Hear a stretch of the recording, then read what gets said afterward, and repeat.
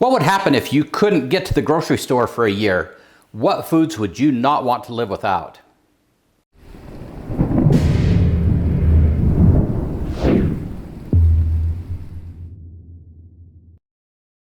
Hey Provident Preppers, I'm Kylene. And I'm Jonathan. A few years ago, our family tested our preps by not going to the grocery store or out to eat for 3 months. That was a bit of a challenge, and she's going to tell you all about this. I'm not going to tell you all about it, but you can go and check out the playlist because for those 3 months, we recorded a video every week and talked about the challenges. And we learned some really important things during that challenge.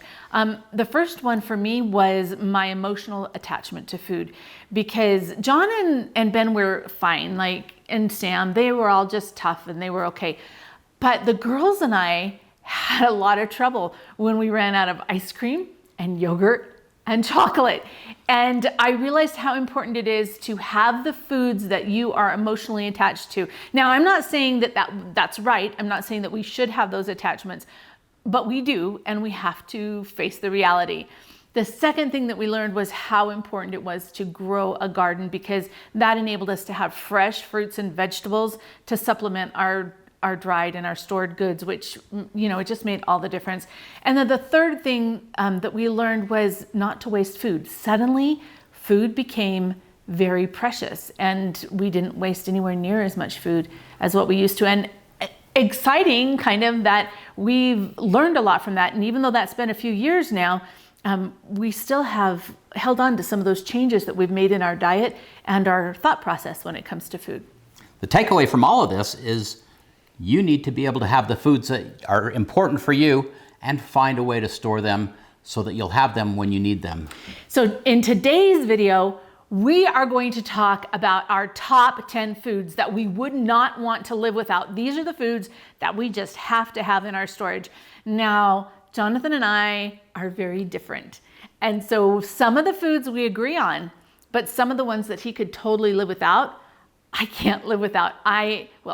Theoretically I could live without them, but she wouldn't be happy. I'm not sure I would want to live. And that's part of this. When all kinds of crummy things are happening in your life, food can provide that emotional support and that security that just says, okay, I can get through this. So in this video, we're gonna first start by talking about the foods that we agree on. Yeah. And then at the end, we'll tell you the foods, the rest of my 10 and the rest of his 10. So let's get started. Our number one pick is wheat. We use wheat for so many things because it has calories, it has nutrients, and it has a very long shelf life. And actually 30 years or more. We can store wheat in a cool, dry place, and it will store for a really, really long time. We use wheat in our everyday diet. So we have a wheat grinder right there in our pantry. And like this morning, John made waffles for breakfast and he ground the wheat fresh. And it's just part of our lifestyle. I know there's some people out there that don't store wheat because they don't use it all the time, but we absolutely do. Now, I have a gluten intolerance. I'm not allergic to gluten, but it's not good for me to have very much of it. But what I have found is that I can have wheat as long as I use natural yeast or the sourdough process, because it digests so much of the gluten that then it's okay for me. So then I'm happy with that. These are sourdough crackers that I made just this morning using some of my sourdough. It doesn't take very long, but it just tastes so good. So for both of us, in different ways, right? John can have that regular loaf of fresh bread, and I can't. But there's a lot of things that I can have as long as I start it with this. Number 2 is rolled oats, and we go through a lot of rolled oats, like we go through a lot of wheat, and so we keep them in these Gamma Seal buckets because we just go through so many of them that it's really easy to have them right in the pantry, and we grab them quick and use them. Now, when this runs out, we will go downstairs and we will get a sealed bucket of oats and dump in here and then keep using it. So that's how we rotate. Another way that we rotate is by the number 10 cans. The reason we have some number 10 cans is because these are inexpensive. When we buy them from the Church of Jesus Christ of Latter-day Saints home storage centers, it's super reasonable, and you can get quick oats or regular oats. We just happen to prefer regular oats. I've done a whole post on all the different ways that you can use rolled oats and its value and how nutritious it is for you.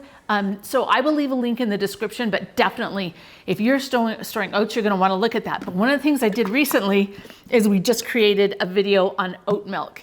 And quite frankly, it's really good. And I especially like it with the cocoa powder and a little bit more of the maple syrup in it.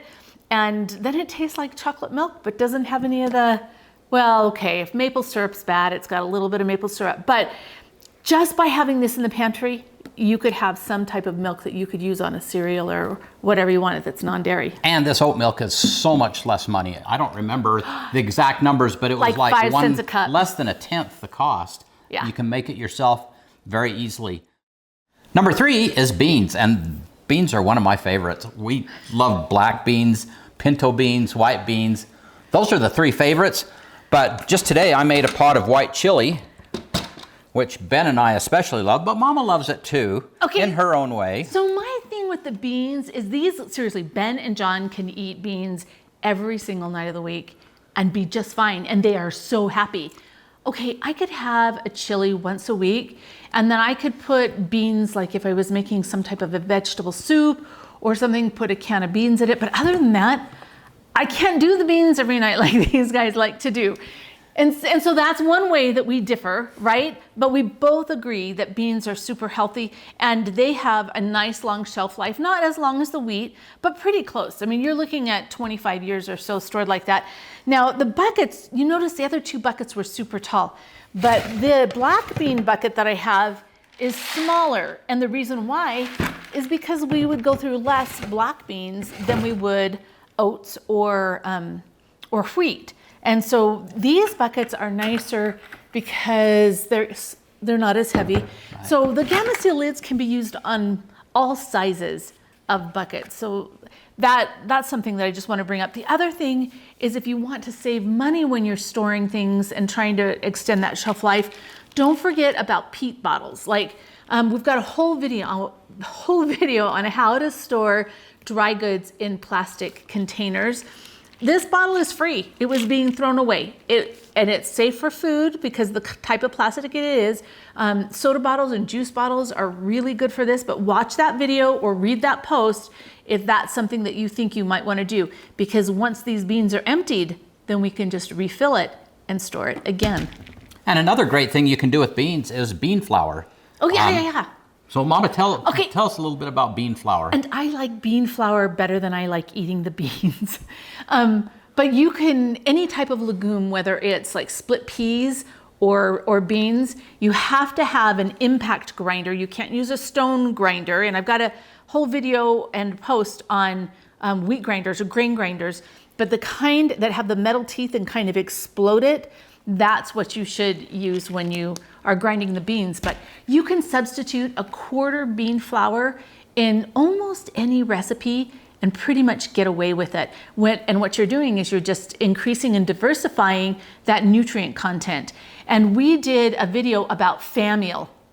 And fammeal is a starvation kind of ration food where you combine things like corn and beans and wheat, and you're able to make a mush or put it in some type of baked product, and nutritionally it will help people survive. And bean flour is something that is great in fammeal. Number 4 are fruits and vegetables. And to me, this one is huge. That's why we grow a garden. Now, I recognize when we're showing you this stuff that we have a lot of things here that because we are little homesteaders and we like to produce our food and bottle it, some of you aren't going to want to do this, but for us, dehydrated fruits and vegetables. Now, these are strawberries from our garden. You can tell because they're smaller, right, than you would get at the store, but these are freeze-dried. So we freeze-dry stuff. This is pineapple, and no, I don't grow the pineapple, but whenever it goes on sale really, really cheap, I'll buy a whole bunch of pineapple and then I'll bottle it or I'll freeze dry it. We make jams and jellies. These are actually black raspberries, but... And one of my favorites, freezer jam made out of strawberries, raspberries, blackberries, whatever. Have to see this. And this is, I mean, this is wonderful stuff. It's beautiful. This makes me happy. Peaches and grape juice. Applesauce was #1 on John's list. That's another thing that Ben and John just go through like crazy, but it's really easy for us to make, and it tastes better, seriously, than anything you will ever buy at the store. It comes from our own apples and our own trees that have never been sprayed with pesticides, so we're pretty confident in eating that. This might look a little bit gross to you, but it's quite good. It's delicious. Tell them about it, John. This is plum nectar from our plums, and then I add some orange juice with it. So this is about half orange juice, half plum nectar, and it's an amazing morning, well, anytime drink. I love it anytime. So wonderful stuff. It's good stuff. And then the vegetables. Yes, things like onions and carrots, and of course we have bottled and dehydrated tomatoes. We go through a lot of tomatoes because we do stews, sauces, spaghetti, all kinds of things. And this is actually homemade salsa. What you're looking at right now is part of where we grew everything, but like the salt and lemon juice that's in it. Amazing stuff. Yeah. So, but on here, the canned veggies, there are some things that don't make sense for me to do on my own. And two of those are the green beans and the corn. Both of those would have to be pressure canned, which adds another level of inconvenience, I'd say. And then, so we grow enough of both of those to eat fresh and to freeze, or to freeze dry, but I don't actually bottle them. And you don't have to, you can just do shelf stable stuff, whatever you want to do, but I definitely, lots of fruits and vegetables. I eat a lot of greens, and so this happens to be just dehydrated spinach, and this is good to be thrown into soups or to be used in a smoothie or something like that to add nutrition. If I were to reconstitute it and just eat it like that, that's kind of gross. Not really. It's just kind of gross. But you can add it to a lot of different things, or you can grind it, and just like we talked about adding bean flour to your baked goods, you can add vegetable flour from greens and things. Usually so sometimes the color makes it a little bit weird.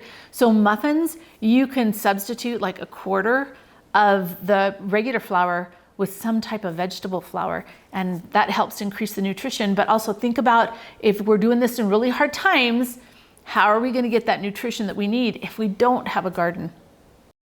Number 5, nuts and seeds. And Jonathan and I pretty much agree on this, except he has an addiction, like a serious addiction. Every day, like his favorite snack food, no matter what I make for dinner, he's got to have this peanut butter. He takes one slice of bread and he puts the perfect amount of peanut butter on one side, and sometimes he adds that freezer jam, and then he folds it over, and that is, he has to have his little peanut butter thing all the time. So this is probably the #1 food we wouldn't want to be without for Johnny. It's kind of like my chocolate, sort of. Yeah. Okay, but as far as nuts and seeds go, what I usually do is I purchase them in bulk, and then I will take them and put them in these jars. And I will either vacuum seal them or use an oxygen absorber. Now, one thing about the nuts that you have to remember is that you can only use an oxygen absorber with products that are 10% moisture or less. So make sure that you look up and find out how much moisture are in the nuts that you're considering putting an oxygen absorber in it, or you don't want to do that. But for us, we have chia seeds, sesame seeds, and this is how they're actually put in the cupboard. So once I go through this, I have a backup, right? But then I'll know it's time to go and purchase more and then put them in the jars. Now, if I happen to come, sometimes I'll buy the chia seeds in a plastic container and it's just the right size, I won't transfer that at all, because I think that's a really good way to store it, because we're gonna go through this, and this is not a long-term item. It's a short-term item. I wanna make sure that I'm rotating through these within 3 to 5 years, and I'm storing them in a cool place, or else they're gonna go to rancid, and we don't want that. But sunflower seeds, pecans, almonds, walnuts, we like to keep all of those in our storage, because for me and my diet, they're a big part of it. And sometimes what I'll do is I'll take John's peanut butter when it's time, when I stir it up when it's new, and I will put a combination of ground flax seeds and sesame seeds and chopped sunflower seeds. Excellent. And I'll mix it in there, and so that it's kind of like this really fun nut butter inside of the peanut butter. So that's another way that we like to get more of our nuts. Number 6, fats and oils. Now this is incredibly important for your diet. Without fats and oils, there are certain nutrients that you cannot absorb and that can't be useful to your body. So for me, I love butter. In our 90-day no shopping challenge, we ran out of butter and it was really sad for me. But one of the things that I learned was that I could actually put olive oil on the toast and put it in the oven and kind of broil it a little bit, right? So it's nice and toasted. And it was really good. You could add like the Parmesan and the garlic to it. And the garlic toast, it wasn't the same, but it was really close. Yeah, and so that was really good. I also use a lot of coconut oil because that's one of my oils of choice.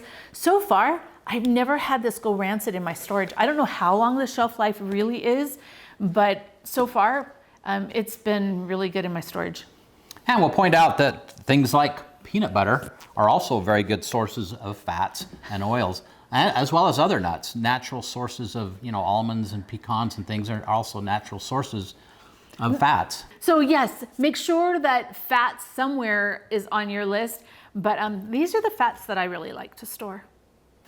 Number 7, sugars and sweeteners. Okay, I love my sugars and sweeteners, right?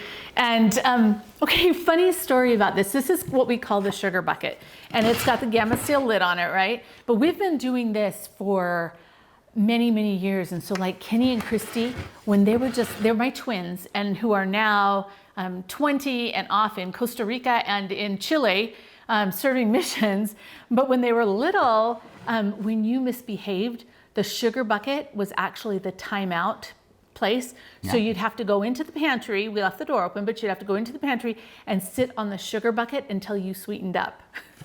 And the kids still remember that. And Kenny has actually confessed to, she didn't mind it so much because when I wasn't looking, she'd sneak sugar from inside the sugar bucket. So I don't know how good of a parenting technique that was, but I think it was pretty good, actually. They're pretty sweet now.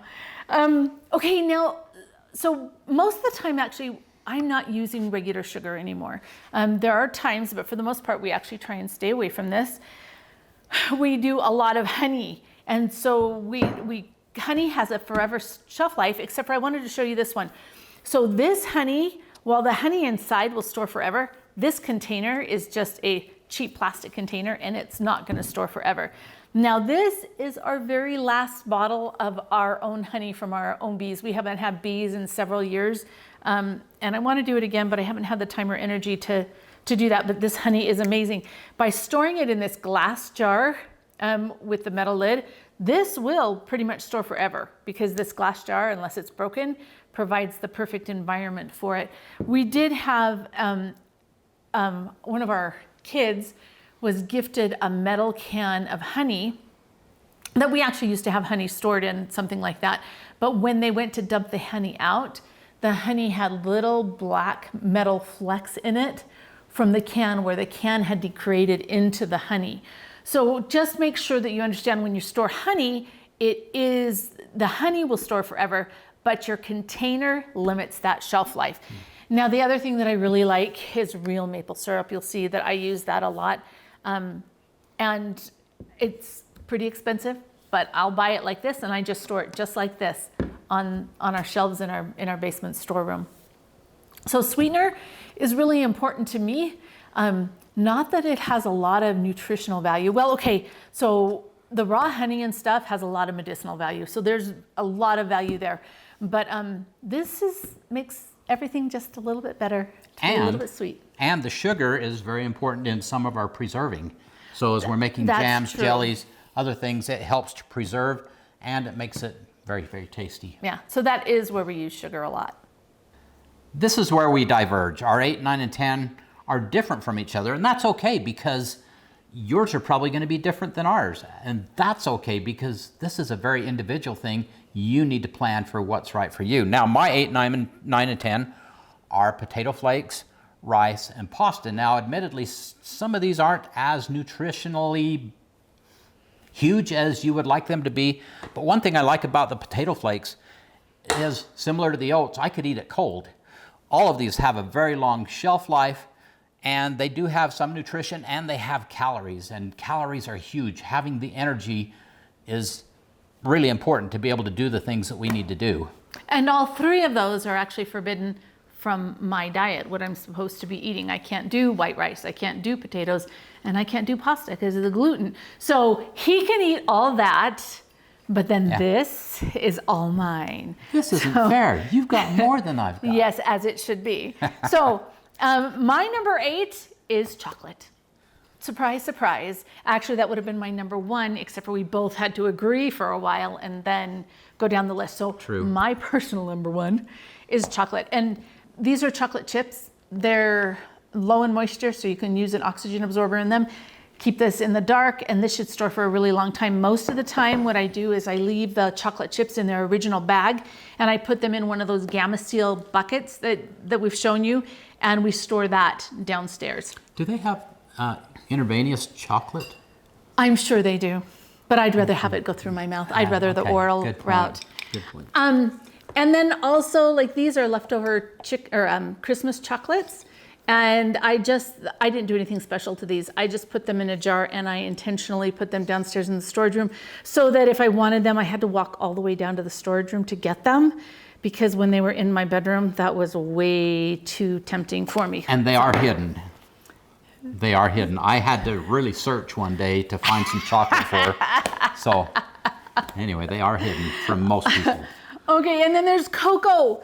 And the reason cocoa has a super long shelf life, similar to these, it is limited by the packaging.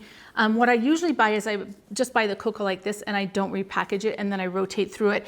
You could totally transfer the packages and put it in like a mason jar with an oxygen absorber.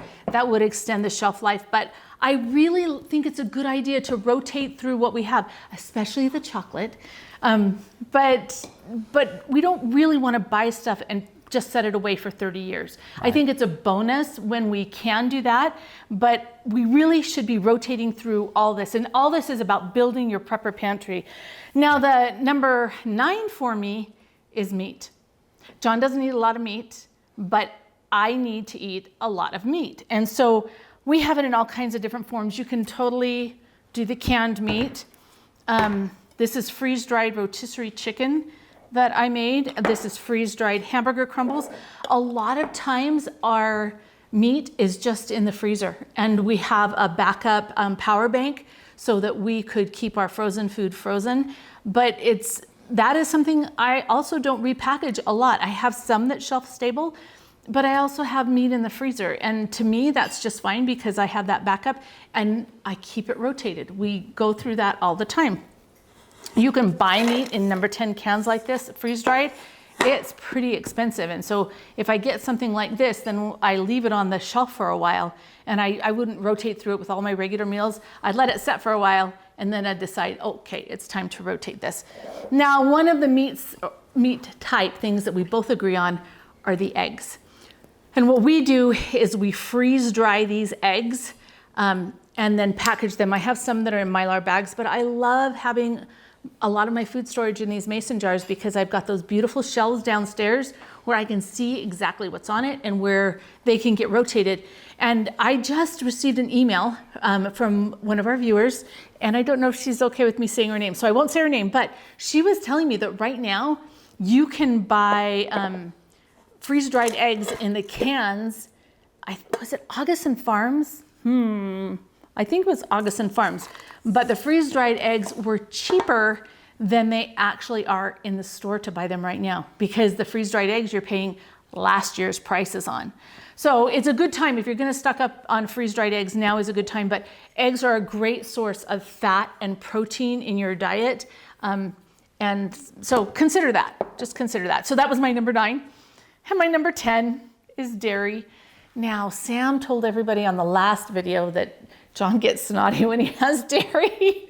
So now it's out in the world that can know, but so all the dairy is mine. And I don't actually drink milk at all.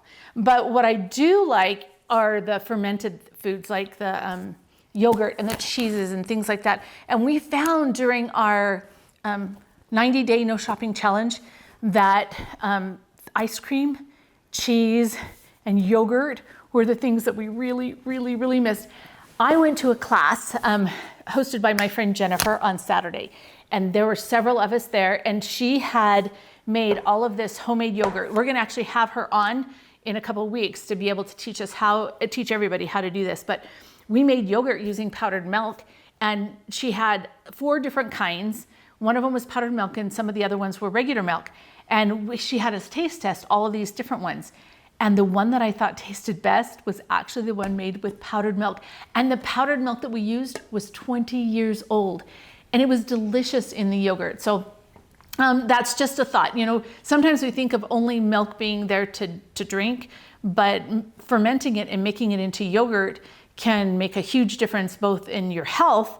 And I know we won't give any to you, but this... I appreciate that. This is freeze-dried plain yogurt that we put garden strawberries in, and it's really delicious, reconstituted.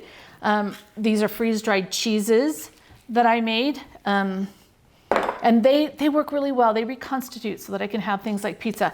But if you don't have a freeze dryer, and it's okay, freeze drying isn't for everybody, but Parmesan cheese is shelf stable. And it's one of those things that a little bit of cheese will give that cheese flavor and go a long way. So whenever Parmesan cheese goes on sale, I stock up on it because, you know, think about garlic bread, right? With a little bit of Parmesan, a little bit of butter, and that garlic is amazing. So my 10 are different than his. Yeah.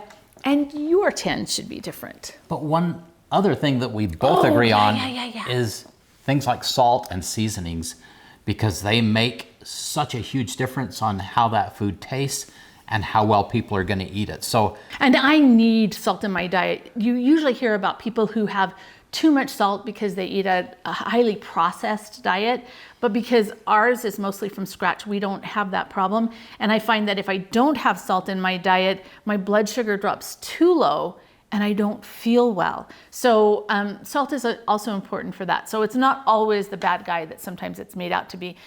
One thing that I really wanted to point out here is just the importance of having the foods, the emotional comfort foods. Whatever that comfort food is for you, it's different for everybody, but make sure that if that's something that makes your life kind of more worth living and makes you happy, include it. Because when things are really hard, you need a reason to go on. And I know it sounds petty, but just being able to have my chocolate, sometimes it can just help me make it through the really hard times. Okay, I'm gonna tell this little story. This tells you what a horrible person I am. So we have a lot of children. We have 11 kids, right? And I think when this happened, I was pregnant with one of the last ones. And it was a rough day. We had a lot of teenagers and they were just making me crazy. And I just had it. And Jonathan came home and he found me sitting on a stool in the closet with a pile of candy bars on one side and a pile of wrappers on the other side. And I was just sure that one of my next bites was gonna make me okay, right? And I know that's petty, and I know there are better ways to handle life, but for me, I was just trying to make it. And so sometimes if we're having hard times and we're just trying to make it, make sure we have the food that we need to do that, even if other people don't agree. And gentlemen, just a word of advice. If you see that, just give her a kiss and walk away. So, for the question of the day. Yes. What are your 10 foods that you would not want to live without? They're going to be different than ours, but what are they? Comment below. And thanks for being part of the solution.